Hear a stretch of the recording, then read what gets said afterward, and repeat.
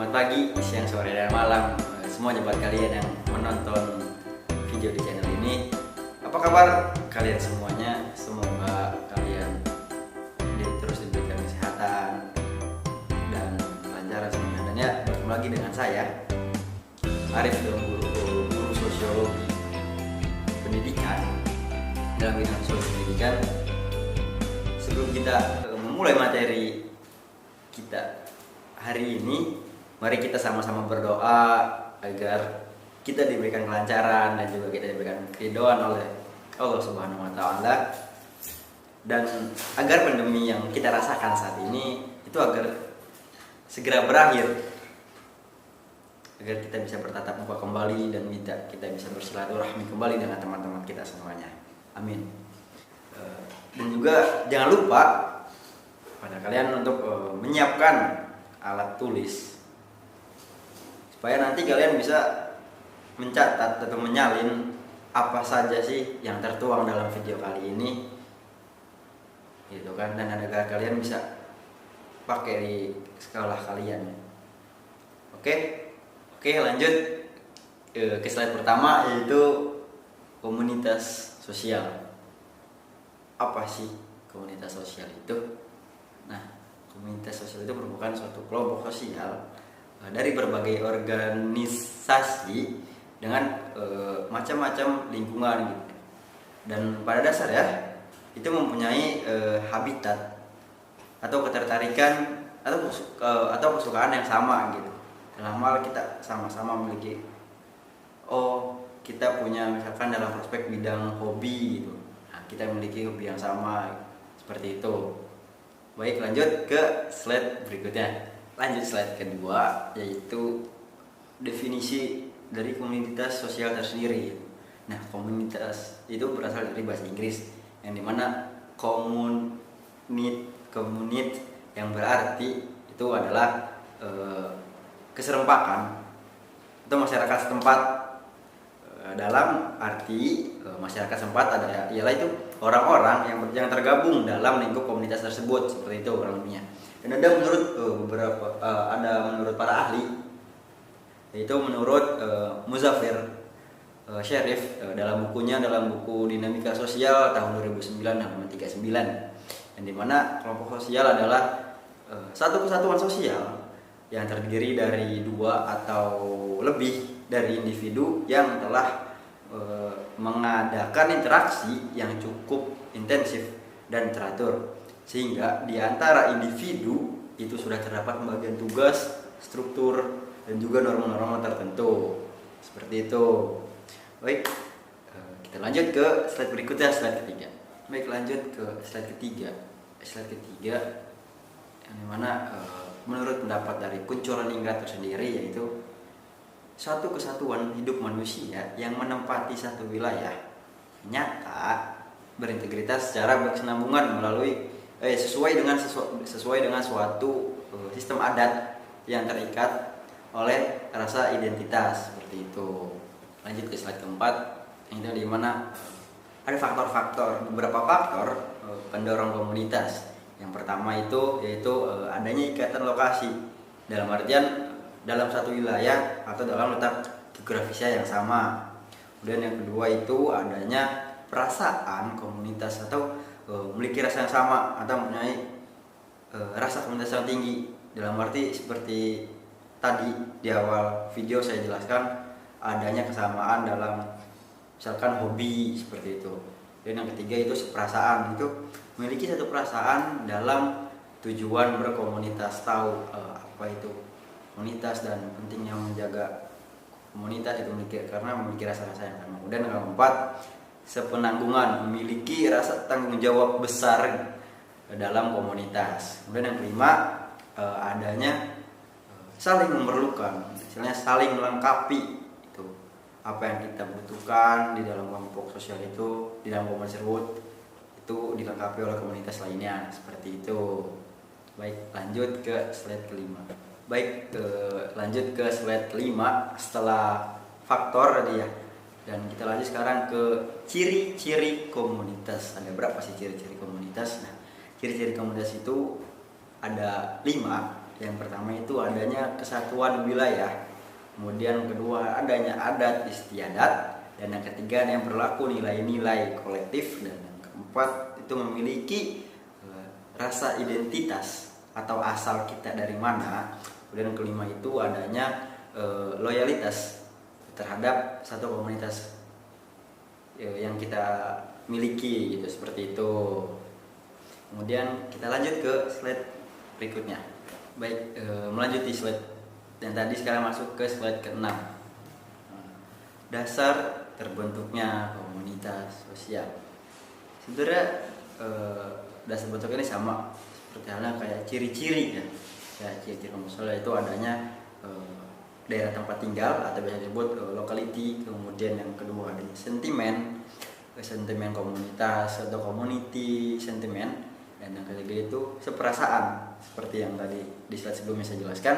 Itu adalah sama-sama mempunyai rasa untuk memiliki tanggung jawab yang dalam kepada daerah sendiri, dan apabila terdapat serangan dari daerah yang lain gitu, sebenarnya rasa memiliki yang kuat lah, perasaan itu. Kemudian yang keempat, memiliki rasa saling memerlukan. Dalam arti adalah di dalam komunitas itu sebagai satu alat atau wadah kita gitu, seperti itu. Dan lanjut ke slide berikutnya, itu ada slide ke-7, ada perubahan komunitas lokal di era globalisasi. Nah, dan yang pertama itu ada globalisasi dan budaya yang membuat masyarakat siap menerima kenyataan masuknya pengaruh luar. Kasarnya adalah kebudayaan atau disebut percampuran budaya gitu ya, dari budaya luar gitu masuk ke budaya Indonesia kita gitu. Jadi kita mengikuti tren-tren budaya barat gitu, seperti memakai pakaian pendek, meminum minuman miras atau mabuk-mabukan seperti itu. Kemudian kedua adalah kebudayaan adalah salah satu kekuatan bangsa yang memiliki kekayaan nilai yang beraneka ragam dan termasuk budaya yang dimiliki oleh komunitas gitu. Lanjut ke slide 8 yang tadi sudah dijelaskan dari slide ke-7, yaitu perubahan komunitas lokal di era globalisasi. Sekarang masuk ke slide 8 yang dimana dampak dari globalisasi itu sendiri. Nah, globalisasi ini mempunyai dampak yang cukup besar terhadap budaya, seperti halnya itu misal dalam satu desa.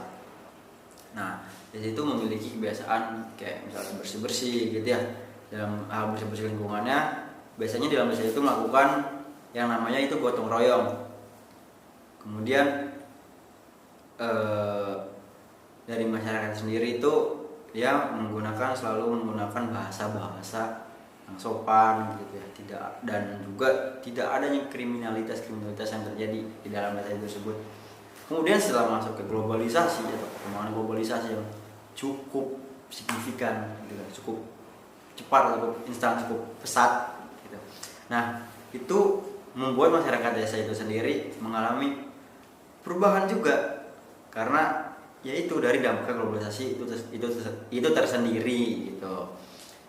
Nah, seperti halnya jadi perkembangan dari gadget gitu, televisian gitu, dan hal-hal lainnya lah, yang terutama dalam hal teknologi gadget, dimana gadget itu ada video-video TikTok, Instagram, Twitter, dan sebangsa lainnya. Nah, masyarakat desa ini berubah menjadi dari yang tadinya gotong royong jadi individualis, yang tadinya sopan-sopan bahasanya, sekarang malah jadi seenaknya gitu. Dan malah sekarang maraknya terjadi kriminalitas yang terjadi di dalam desa itu tersendiri. Seperti itu anak-anak. Baik, kita lanjut ke slide 9. Baik, lanjut ke slide 9, yaitu setelah kita tahu apa itu dampak-dampaknya dari globalisasi, kita harus mampu menyeleksi diri kita gitu terhadap globalisasi gitu, maraknya perkembangan globalisasi yang sangat luar biasa ya, tentunya. Dan yang itu ada beberapa usaha yang memang harus kita hadapi gitu, atau agar kita itu mampu lah menghadapi dari perkembangan globalisasi. Yang poin pertama itu yaitu adanya peningkatan keimanan. Oh, ini hal penting dalam meningkatkan keimanan agar iman kita tidak goyah gitu. Agar budaya-budaya luar gitu dari pakaian-pakaian seksi gitu kan, yang pakaian-pakaian terbuka itu tidak melekat dalam diri kita gitu. Kalau kita itu memang memiliki keimanan yang cukup kuat. Kemudian yang kedua itu adanya peningkatan penghayatan dan pengamalan Pancasila. Nah, bukan hanya kita membaca Pancasila gitu kan dari A sampai Z gitu. Nah, tapi kita tidak tahu gitu untuk apa sih Pancasila itu dan pengamalan seperti apa gitu. Tidak seperti itu tentunya ya anak-anak semuanya. Itu tentunya dalam hal Pancasila kita perlu mengamalkannya dalam kehidupan sehari-hari, karena makna-makna yang terkandung dalam Pancasila itu wow, sungguh sangat luar biasa. Dan lanjut ke poin ketiga yaitu peningkatan pengetahuan dan keterampilan. Tentunya di era globalisasi ini segala bidang teknologi itu sudah sangat-sangat canggih. Apabila kita memiliki pengetahuan yang stuck di situ-situ saja, kita tidak akan mengalami kemajuan dalam diri kita gitu. Kita tidak mampu menguasai perkembangan globalisasi gitu tentunya. Dan yang masuk ke poin keempat yaitu pendidikan.